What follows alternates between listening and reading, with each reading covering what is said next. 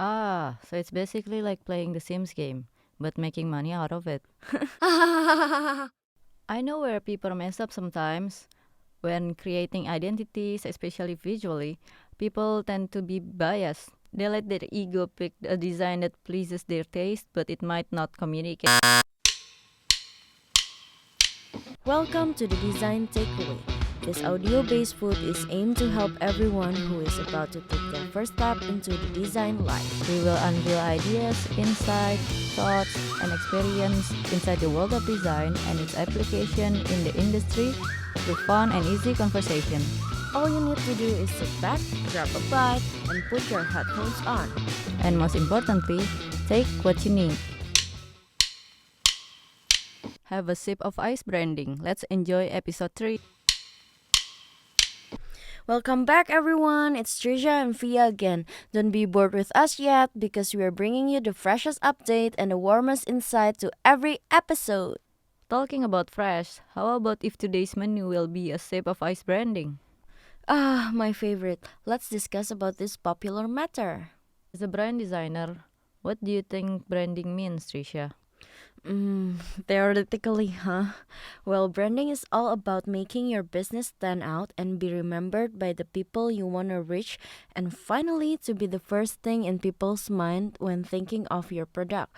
For example, Kleenex for facial tissues and Band-Aid for adhesive bandage. So, is it about having a distinctive logo? Yeah, it's a part of branding, but it isn't everything. Branding is something beyond that. You can see branding as a human being and the way they are, the way that person dresses, speaks, what they're good at, basically, what makes the human who they are, right? It's the same with branding. The way that a brand looks, how they communicate, what they sells, and everything in between makes the brand the brand. So it's basically like playing the Sims game, but making money out of it. Yeah, you can say it that way. Anyway, what's your favorite brand? Probably Nintendo. I'm quite into gaming, so this brand came up instantly.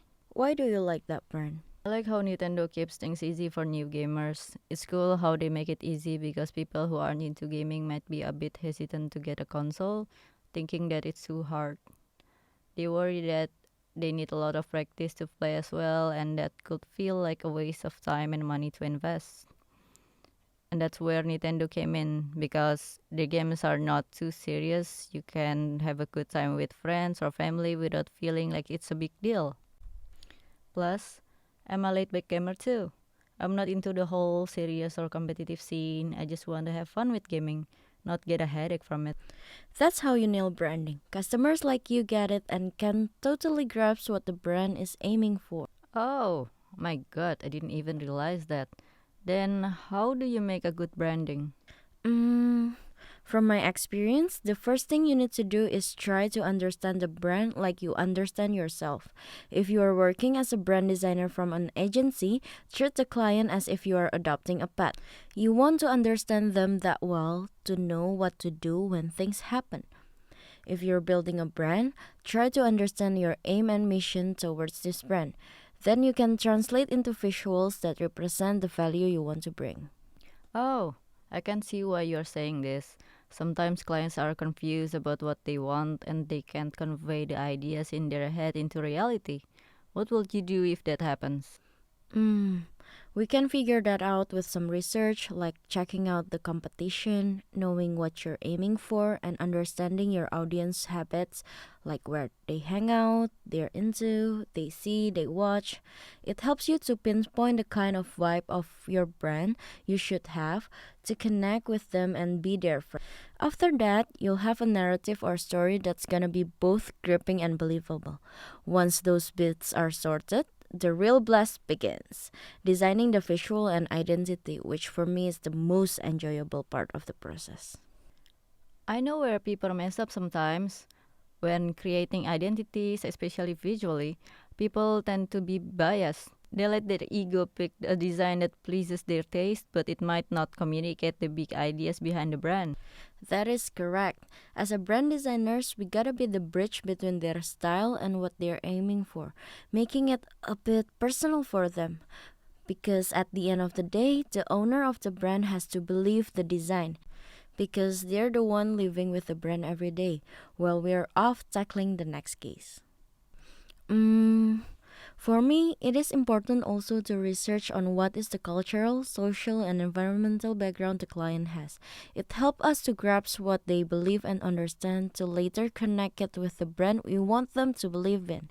I think the way you communicate and help the client to understand matters too. Help them understand that sometimes good looking identity might not always be the solution to take if it's not precise and functional. Oh, true. I think being too idealist doesn't bring any good, but sometimes isn't it hard to listen to a client because you do believe that you have what it is take to build a suitable branding. That's part of struggle is real, but the more you empathize, the more you understand your client's perspective, the easier. It is always a humbling experience for me whenever a client likes my design. It means that I heard them right. So, what do you need to do after all of this branding process done? It's moving forward to the more challenging part. It's about being consistent and applying the identity you have built before. Visually, it will be easier to do it. You just put the same key visual asset and logo all over the media's unit. But speaking about the other medias, it's pretty challenging. And how is that challenging? Managing a brand day to day isn't as easy as building the identity. Now that the identity is set, you need to follow what makes the brand the brand. You need to be consistent to stand where it is defined to.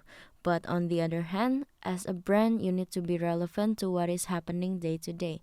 If you can't be up to date, people in this digital era will consider you as irrelevant and slowly forget your brand. Man, I really thought that we could chill after the identity is built. I never thought that the after process would get any easier. Oh my god, why did I sign up for a brand management master program? No worries, I'll believe you get the hang of it. It didn't get any easier because the thing you're building now is a reputation. The way you engage your audience matters too. If you decide that your brand would be funny, they should be funny at all times. So basically, is it safe to say that branding is like putting a life inside of a business and product? I mean, what you say is like living as a product. Yeah, I think it's kinda similar though. Some human has a branding also. It's called personal branding. I think you should make one for yourself, Via. What? Why me? You are a graphic and UI UX designer, right? Building your personal branding will help you get identified by people who might be your potential clients in the future. It will definitely look more interesting to the HR, or it could even casually connect you with like minded people. Personal branding is needed by everyone in a professional field. It could be designers, artists, musicians, professionals, freelancer, or even recent graduates who is seeking to stand out. But what's the function of personal branding anyway? Just like a brand, personal branding helps you to stand out in a crowd, gives you credibility and trust, and gives you professional identity. It helps you gain online visibility as well to meet people in the industry. Definitely, networking will be way easier when people have a clear understanding of who you are and what you offer. Oh, dang. No, you're making me want to make one right away. But is the method of building personal branding and business branding the same? Honestly, it's pretty much the same. But with personal branding, you can start by being brutally honest with yourself. Take some time for a solid self reflection session.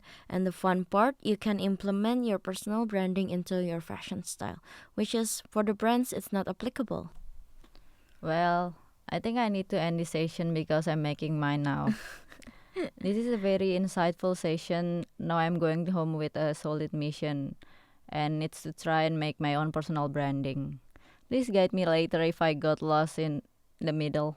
Of course, asking for people's opinion when building your personal branding will give you an idea of how people would react to it. You can iterate until you get to the point of, this is how I want to be perceived. Thank you for sharing today, Tricia. It is a very heartwarming sip of branding. Thank you for discussing this with me as well. Hopefully, it can provoke deeper thoughts and discussion for anyone who listens to it. And as always, guys, take what you need. See you in the next episode.